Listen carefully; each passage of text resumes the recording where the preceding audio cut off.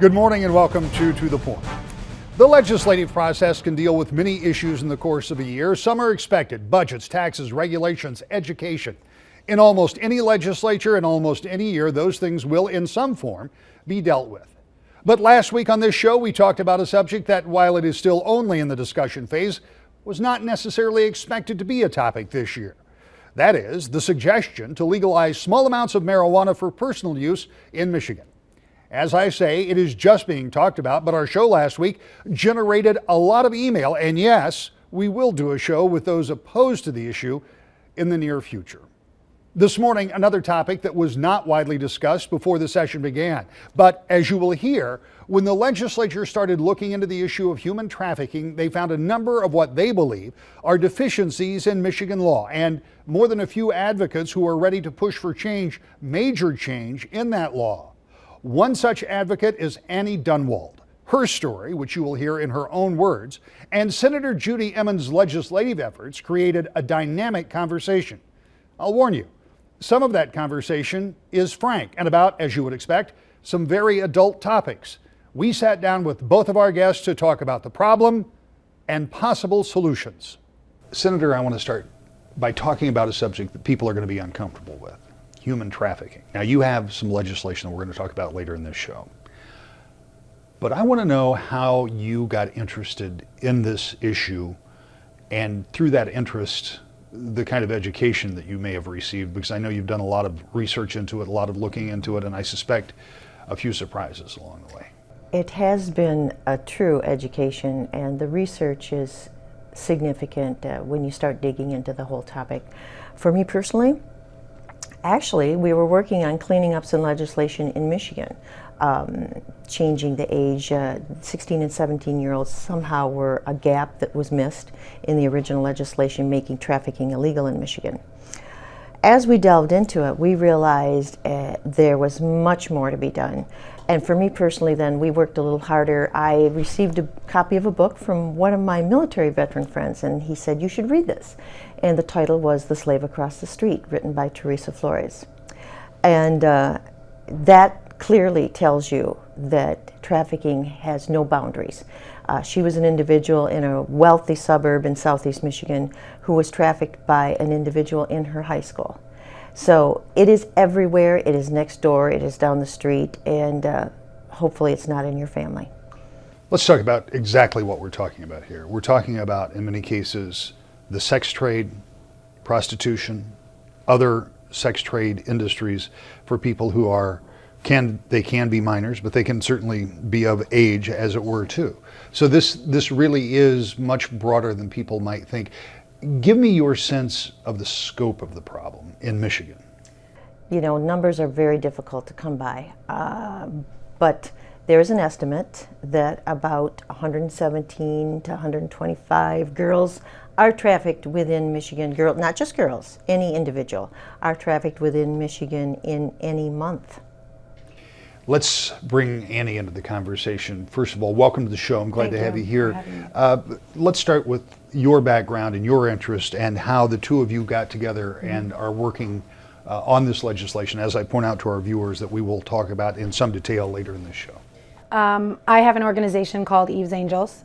We set up support groups across the country for girls that are in the sex industry. And after we meet, we outreach to their places of employment and form relationships, anywhere sex is sold. So whether it's on the street or in strip clubs, at massage parlors. We are here in Grand Rapids. We're in Lansing, Michigan, Detroit, Michigan, 4 cities in Illinois, and Indianapolis, Indiana. And a friend of a friend that knows me, contacted the senator, knew that she was starting to move on sex trafficking, and said, "Hey, there's a woman that you should probably talk to because we're dealing with it hands-on." The sex industry and sexual exploitation and trafficking are so intermingled and hand in hand that it was a natural fit for her to call me and say, "Okay, what's the heartbeat of what's going on here in the state?" Well, let's talk about that heartbeat. I mean, you're in several states. Tell me how you got into the business of creating these shelters, these places where people who get involved in this, and as the senator points out, it isn't always just females, but how did you get it? I was in the sex industry for 6 years. I danced all over Michigan. I was an exotic dancer. all over Michigan, in Illinois, Las Vegas. Put myself through college and graduated from Western Michigan. Was out in Vegas and started escorting in Vegas and Beverly Hills. And, you know, just kind of radically got changed and woke up and said, what did I go through all of that for? Really just looked for a meaning, for a higher power to show me what to do. And I knew that I had to go back and help them because it's such a misunderstood population. It's a counterculture. As far as, you know, there's still taboo to sell sex. I know the media kind of promotes it now and makes it like it's okay to do this, but in reality, you know, it's its own culture, it's its own thing. So I go back and just form relationships with the girls. I understand the girls, I understand that culture, and say, hey, if you ever need anything, if you want to get out, I got out and I know what it takes to get out, let me help you. So we never tell them to quit. I don't think that that's any of my business, you know, but at least they know that there's somebody there, you know, praying for them and knowing that they're loved and they're supported. The vast majority of the people watching this show have no idea about the culture of which you speak. I know. They don't know anybody who is involved. They don't go to those places where this might come up. So for me and for them, for the people who are watching, what is the biggest misconception about the sex industry and trafficking in this country from your perspective? The biggest misconception I find is that I think a lot of people think that this is something that girls love to do, it's glamorous. I think the girls, when women first get involved, almost even believe that lie. And so it's glamorous and it's, you know, this is something that they want to do. But what they don't understand is the backstory. You know, there's a statistic that say up to 80% of girls in the sex industry have been sexually assaulted in either childhood or in their adolescence. And I always jokingly say, I think the other 20% are lying because there's always a grooming process. You know, no little girl wakes up and decides that she wants to be in the sex industry as a child. And so there's a grooming process that happens with every woman in there. They all have a story. And again, that's never a vocational goal, is to wake up and one day, you know, have to take your clothes off for money or have sex for money or whatever. So I think the biggest myth I find in Grand Rapids specifically is that they don't think that that's happening here. You know, and again, trafficking, sex trafficking has been going on. It's been going on for years. You know, when they first started talking, people first started coming to me like, what are you doing about the trafficked population? I'm like, what is this word that we're talking about? And then I started to do research. I'm like, this has been going on forever. And I'm seeing, the good news is I'm seeing an uproar of people like Senator Emmons that are taking charge and saying, hey, this is going on. We need to be the whistleblower here. But when I was in the industry, I mean, there were so many girls that had boyfriends or managers that were really just pimps. And so, you know, that makes everybody a little uncomfortable, that word, but it's happening here in Grand Rapids. How pervasive is it? And I know it's hard because, as you point out, Senator, numbers are very hard to come by. You talk about this has been going on from the beginning of time, essentially. But within the city of Grand Rapids, we have, over the course of the past couple of decades that I've been here, we've done any number of stories about particularly women who were working the streets or people who were on the streets, working the streets. We haven't seen or heard the outcry from the public, and that's usually how we would get to those stories, as much as we used to. The supposition is, for some, and some in law enforcement I talk to, that because of the advent of smartphones and the internet and all of that, that a lot of what we used to see outwardly on the streets is no longer there. Is that fair? That's 100% accurate. And the myth is that prostitution is not taking place in Grand Rapids because we don't see prostitutes on the street. The lie, and what people don't understand, is that the internet is so pervasive now, as you said. And so we see prostitution, and we're dealing with it on Backpage.com, where little girls are being sold, saying that they're 18, and their manager, or their pimp, their trafficker is selling these underage girls because, you know, when you're working on the internet, you just click a button that says, oh yeah, I'm over the age of 18, and this is happening again right here in Grand Rapids. Senator, you've heard these stories. I know you've taken testimony, I know you've talked to people.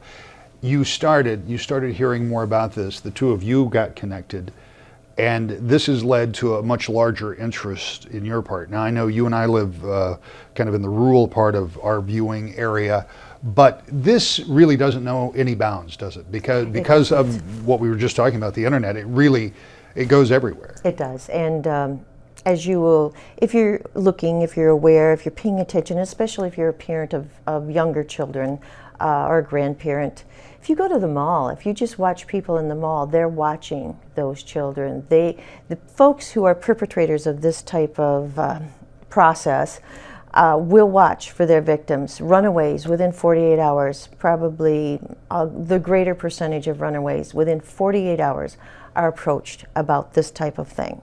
And they will approach them in malls, they will look at them, they will pick out 3 girls probably together.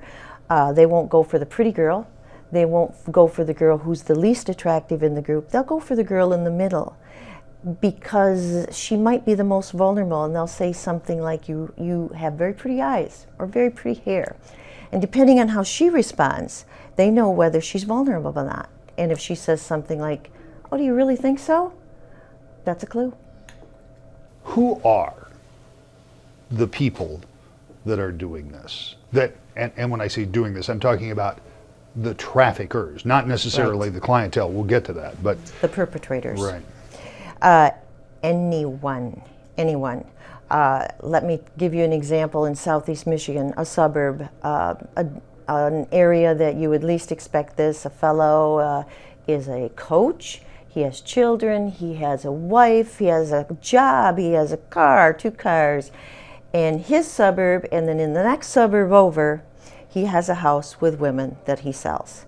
It covers the gamut. And you think of the underbelly of our culture, but it isn't just that. It's in rural Michigan, in a county north of here, a very rural county. Individuals entrusted with foster care of children, and they're currently now awaiting trial because of what they did in that situation. It's everywhere, and the face is anyone. You pointed out a moment ago as we started this, I started talking about women, but it isn't just women.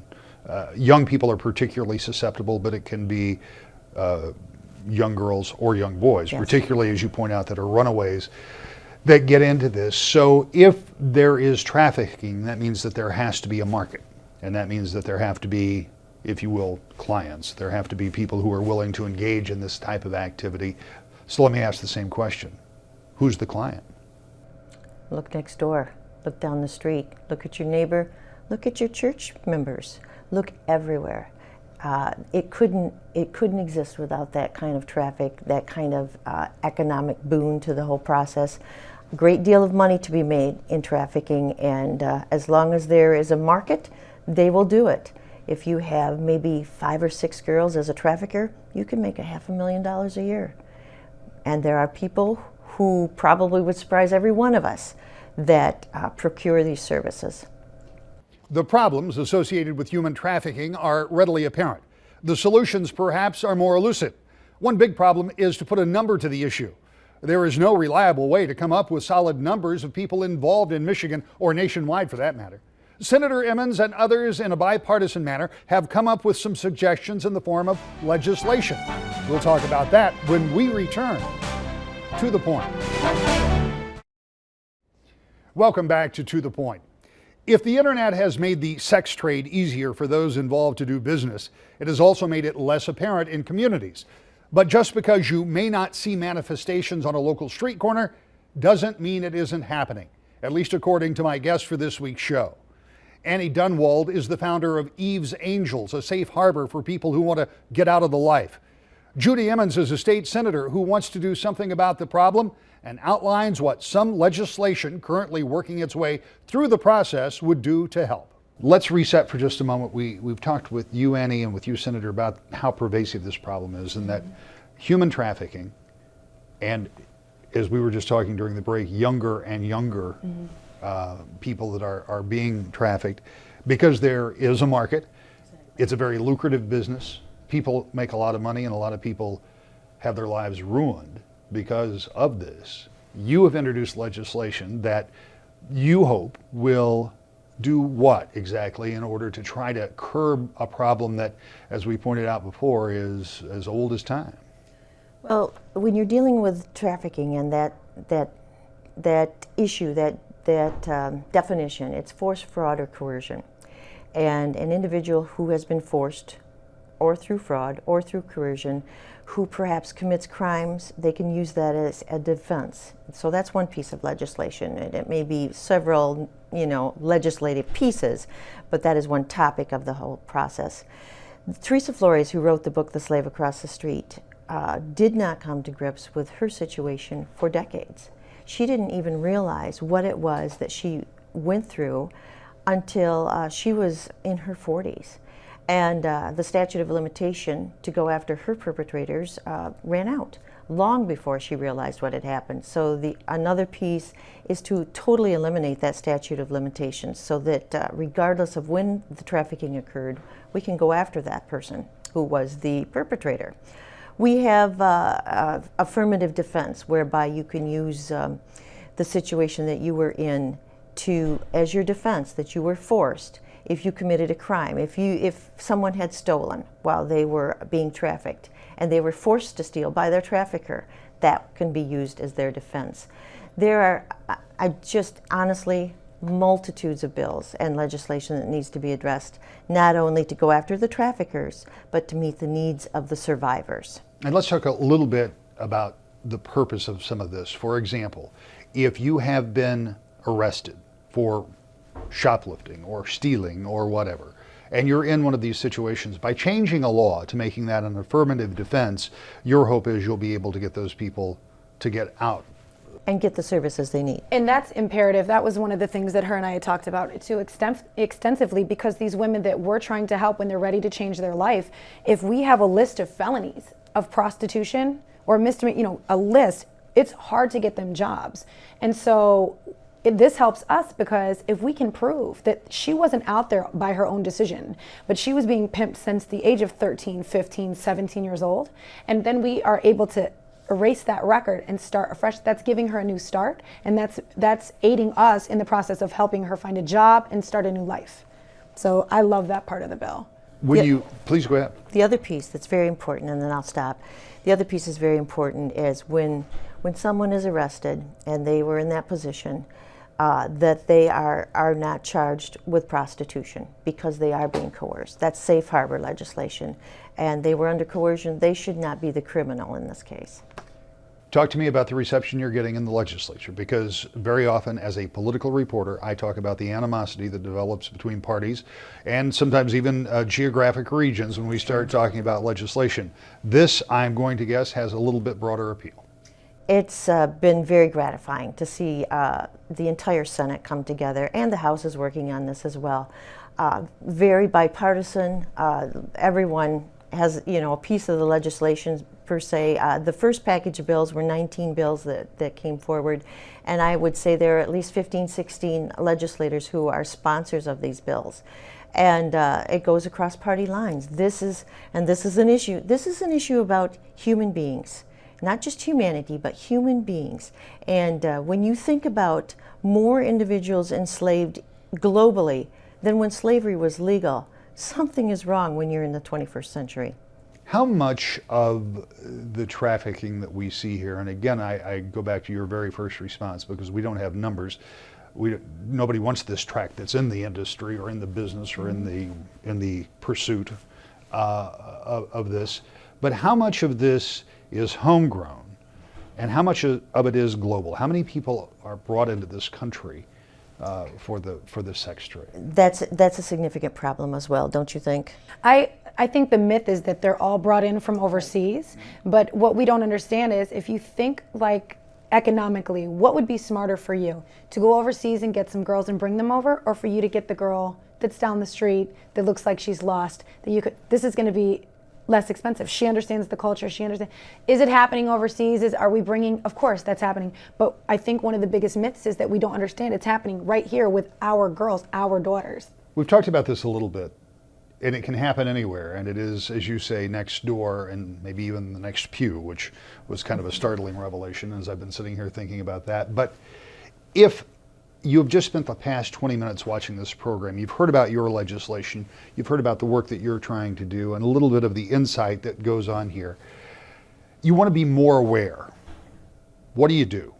What do I, as somebody who's never been exposed to this, I'm sitting at home watching this, what should I do? How do you help if you think there's a problem? That's been, and it's been gratifying for me, really. I chaired the Attorney General's task force, or not his task force, but the sub-task force on awareness. And as we have gone around the state, it's been an eye-opener, and I think an eye-opener for us and the folks that we speak with. But we are including things on our website that features my office on the Senate website of events that are going on, things that you can learn. We have human trafficking fast facts, and it is becoming more revealing that people do acknowledge us. There is an event January 11th.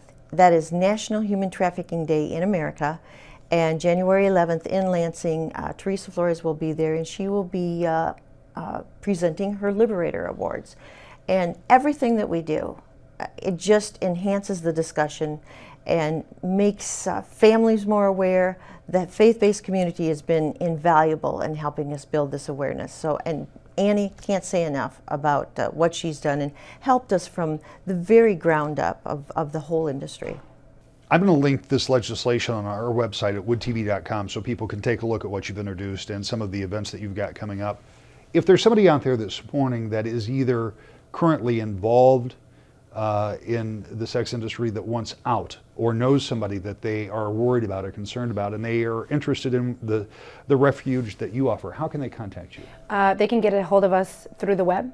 Send us an email, shoot us an email. We respond within 24 hours, just because that is our way of getting a hold of as far as emergencies goes. And we do receive a lot of emails from girls saying, hey, this is there's trafficking going on, or hey, I think this looks suspicious or whatever, or just hey, I need a friend to go to coffee with. Again, it is impossible to say just how big of a problem human trafficking is for obvious reason.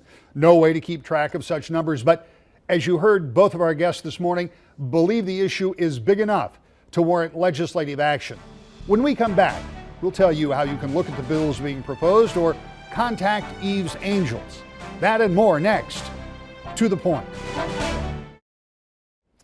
If you want to know more about the legislation that Senator Emmons talked about this morning, or more about the group formed by Ms. Dunwalt, just go to our website and click on To the Point. You'll find links for both. We, of course, will continue to follow the legislation in the Senate and the House and let you know about its progress. The state legislature will head back to Lansing this week. There are a number of bills that could still get action before the end of the year, though it's guaranteed to be much quieter than it was this time last year when something called freedom or right to work dominated the headlines. At the federal level, there are some big deadlines looming. First, for a budget deal, the middle of this month. Then, shortly after the first of the year, some kind of a deal to increase and extend the debt limit. As you know, this is what brought the government to a temporary and partial shutdown in October. So what will be different this time? It's hard to say, but given the continuing and some would say growing animosity that exists in our nation's capital, these deadlines could create more problems. As all of that develops, we'll keep a close eye on how it impacts you and your neighbors here in West Michigan. If you have suggestions for or comments about the show, let us know by going to woodtv.com. And join us every Sunday morning at 10 o'clock for To the Point.